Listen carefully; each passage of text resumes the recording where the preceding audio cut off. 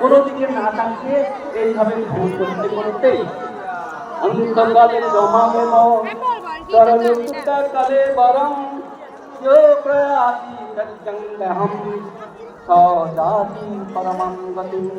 মৃত্যুকালে যে ব্যক্তি গুরুর ধ্যান এইখানে আমার ধ্যান গুরুর ধ্যান করতে করতে যদি ব্যাহত করেন তিনি পরাগতি ভগবান ভগবান না ঠাকুর মিষ্টি ছাড়া আমার তো চলে মিষ্টি খালি পা একটাই কিন্তু খালি ঠাকুর আমাকে একটা মিষ্টি খেতে বলেছেন তো সেটা হবে আধাশের ওজনে যে আধাশের ওজনের মিষ্টি দিবে এই আধাশের ওজনের মিষ্টি খেতে খেতে নফর বসে সুগার হাই প্রেশার হাই